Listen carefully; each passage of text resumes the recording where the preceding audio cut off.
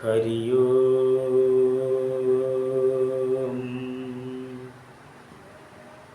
നമഃ ശിവായ.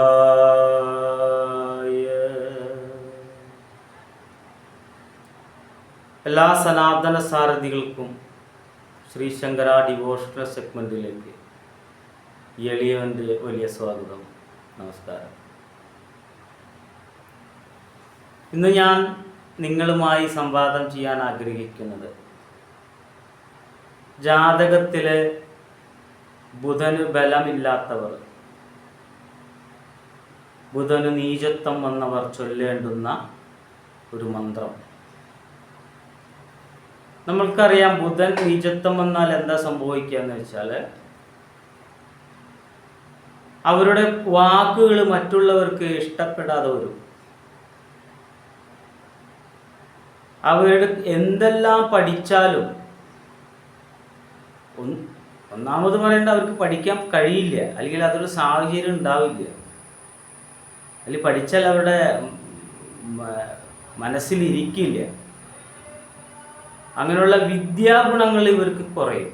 ഇനി ഏതെങ്കിലും സാഹചര്യത്തിൽ ഒരു പഠിച്ചെന്ന് തന്നെ വിചാരിക്കോ, ആ പഠിപ്പിനെ കൊണ്ട് അവർക്കൊരു ഗുണമില്ലാതായി വരും.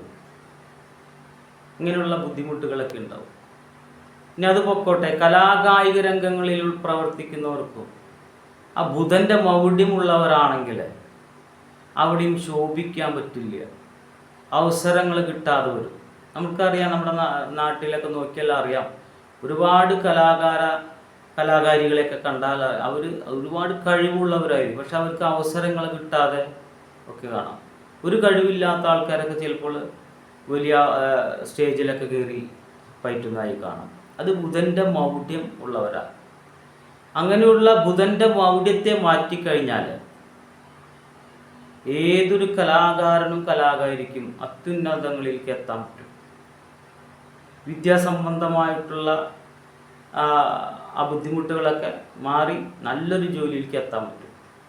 അതിന് കുറച്ച് ബുദ്ധിമുട്ടുകളൊക്കെ ഉണ്ട്. നമ്മൾ ബുദ്ധിമുട്ടണം. നമ്മുടെ ജാതകത്തിൻ്റെ ദോഷത്തെയാണ്, നമ്മുടെ ജാതക ദോഷത്തിനെയാണ് നമ്മൾ യുദ്ധം ചെയ്തുകൊണ്ട് മാറ്റാൻ പോകുന്നത്.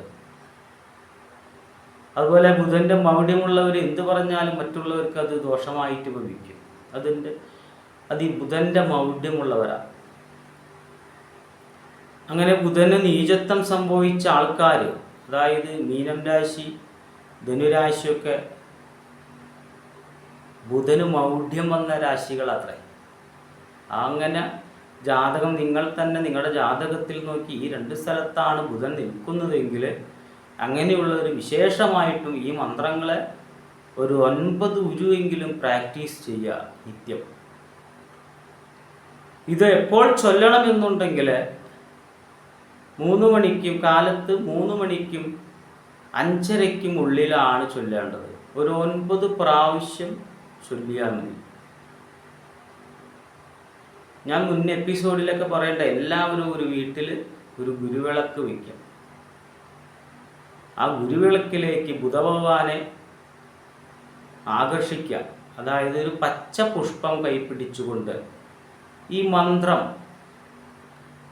9 തവണ ചൊല്ലി ബുധഭഗവാൻ ഈ ഗുരുവിലേക്ക് സമർപ്പയാമി, ആവാഹയാമി, ഉത്തിഷ്ഠ, ഇതിലേക്ക് വന്ന് ഇവിടെ ഇരുന്നാലും എന്ന സങ്കല്പത്തിൽ ആ പുഷ്പം ഈ വിളക്കിന് ചുവടെ വയ്ക്കണം. അതിനുശേഷം പഞ്ചാലങ്കാരം പൂജിക്കണം. ഇതാണ് അതിൻ്റെ ഒരു സിസ്റ്റം. ഇത് ആദ്യമായി തുടങ്ങുന്ന ഒരാളാണെങ്കിൽ കറുത്ത വാവ് കഴിഞ്ഞ് വരുന്ന ഒരു ബുധനാഴ്ച തുടങ്ങാൻ നന്നായിരിക്കും. അതുമല്ലെങ്കിൽ പൗർണമി ദിവസം തുടങ്ങി വയ്ക്കുക. പിന്നെ നിത്യം ഇതുപോലെ ഒരു പച്ച പുഷ്പം എടുത്തുകൊണ്ട് 9 തവണ ചൊല്ലി ഈ ഗുരുവിളേക്ക് സമർപ്പിച്ച് ഗുരുവിനെ പൂജിക്കുക. ഈ ബുധഭഗവാനെ പൂജിക്കുക, നവഗ്രഹങ്ങളെ പൂജിക്കുക. തീർച്ചയായും ബുധൻ്റെ നീചത്വം മാറി അതിൻ്റെ ഐശ്വര്യപൂർത്തികളൊക്കെ വന്നു ചേരാൻ തുടങ്ങും. കലാകാരന്മാരാണെങ്കിൽ അവർക്ക് അവസരങ്ങൾ കിട്ടാൻ തുടങ്ങും. ആദ്യം തുടങ്ങുന്ന ദിവസം ഒരു അവിൽ നിവേദിക്കണം. പിന്നെ മാസത്തിൽ ഒരു ബുധനാഴ്ച അവിൽ നിവേദിച്ചാൽ മതി. ബാക്കിയുള്ള ദിവസങ്ങളിൽ നിവേദ്യങ്ങളൊന്നും വേണ്ട, ഈ മന്ത്രാർച്ചന മാത്രം മതി. അത് കിഴക്ക് അഭിമുഖമായി ഇരുന്നു കൊണ്ട് വേണം ചൊല്ലേണ്ടത്. ഒരു ദിവസം പോലും മുടങ്ങാതെ ചൊല്ലുക. നിങ്ങളുടെ ജീവിതം വലിയൊരു ടേണിങ്ങിലേക്ക് മാറുന്നതായി കാണാൻ പറ്റും. അതുപോലെ തന്നെ ശ്രീകൃഷ്ണ ഭഗവാനെ നിങ്ങളുടെ വീടിൻ്റെ അടുത്തുള്ള ശ്രീകൃഷ്ണ ക്ഷേത്രത്തിൽ മാസത്തിൽ ഒരു ബുധനാഴ്ച പോയി നിങ്ങളുടെ യഥാശക്തി വഴിപാട് പാൽപ്പായസോ ഭാഗ്യസൂക്ത പുഷ്പാഞ്ജലികളോ അങ്ങനെയുള്ള നിങ്ങളുടെ പൈസേരനുസരിച്ച് ഒരു വഴിപാടൊക്കെ ചെയ്ത് ഭഗവാനോട് പ്രാർത്ഥിച്ചു പോരുക. ശ്രീകൃഷ്ണൻ്റെ മന്ത്രങ്ങളൊക്കെ നിത്യം ഉരുവിടുക. തീർച്ചയായും നിങ്ങൾക്ക് മാറ്റങ്ങൾ വരും. ഈ മന്ത്രം ഞാൻ ചൊല്ലാം. ഓം ഉദ്ബുദ്ധ്യാസ്വേഗ്നപ്രതിജാഗൃഹീതമിഷ്ടപൂർത്തേ സംസൃജേദമയം ച അസ്മിൻ സദസ്തേ അത്യുത്തരസ്മിൻ വിശ്വദേവ യജമാനശ്ച സീദത പ്രിയങ്കുകലികാശ്യാമം രൂപേണോഗ്ര പ്രതിമം ബുധം സൗമ്യം സൗമ്യഗുണോപേതം ബുധമാവഹായാമ്യഹം. ഓം ഭൂർഭുവസ്വ മഗധദേശോദ്ഭവ ആത്രേയഗോത്ര ഹരിതവർണഭോ ഭുത ഇഹാഗശ്ച ഇഹ തിഷ്ഠ ബുധായ നമഃ. ബുധമാവാഹയാമി സ്ഥാപയാമി. ഇങ്ങനെ ഈ മന്ത്രം ചൊല്ലി ഒരു 9 തവണ ചൊല്ലിയതിന് ശേഷം ആ പച്ച പുഷ്പം അങ്ങനെ വിശ്വത്തിൽ നിന്ന് റിപ്പോർട്ട് വിളക്കിന് ചുവടെ സമർപ്പിച്ച് പഞ്ചാലങ്കാരം പൂജിക്കുക. തീർച്ചയായും നമ്മൾ കഷ്ടപ്പെട്ട് പഠിച്ച ആ പഠിപ്പിന് നമ്മൾക്ക് അതിനർഹപ്പെട്ട ജോലി തന്നെ നമുക്ക് ലഭിക്കും. വിദ്യാർത്ഥികളാണെങ്കിൽ പ്രത്യേകിച്ചും ഇതൊന്ന് പരിശ്രമിച്ച് നോക്കണം. വയസ്സായി 35-40 വയസ്സായ ആൾക്കാർ പിന്നെ അത് ജോലി നോക്കിയിട്ട് കാര്യമില്ലല്ലോ. അപ്പോൾ കൊച്ചുനാളിലെ കൊച്ചു കുട്ടികളുടെ ജാതകത്തിലാണ് ഇത്തരത്തിലുള്ള വിഷയങ്ങളെങ്കിൽ അവരുടെ മാതാപിതാക്കൾ ഇങ്ങനെയൊരു പ്രാക്ടീസോടെ ആ കൊച്ചുകുട്ടിയെ കൊണ്ട് ചെയ്യിക്കുന്നത് വളരെ വിശേഷമായിരിക്കും. എല്ലാവരും ഇത് ചൊല്ലി നിങ്ങളുടെ ദുരിതങ്ങളെല്ലാം മാറ്റപ്പെടട്ടെ എന്ന് ഞാൻ പ്രാർത്ഥിക്കുന്നു. ഇതിക്ക് മുന്നത്തെ എപ്പിസോഡിൽ ഞാൻ ഒരു കരടി മന്ത്രമാണ് പറഞ്ഞത്. അത് ദ്രാവിഡ മന്ത്രം. അപ്പോൾ ഒരാൾ ചോദിക്കേണ്ട ഈ കരടി എന്ന് പറയുന്നത് ദേവനാണോ എന്നൊക്കെ ചോദിക്കേണ്ട. ദ്രാവിഡ കർമ്മത്തിൽ പ്രത്യേകിച്ച് കാണുന്ന ഒരു സംഭവം ഗരുഡൻ. അതൊരു മൂർത്തിഭാവമാണ്. അതൊരു ഭഗവാന്റെ ഒരു വാഹനമാണെങ്കിൽ കൂടി അതിൻ്റെ മന്ത്രമൂർത്തികളായിട്ടും അതിനെ പരിഗണിക്കുന്നതായി കാണാം.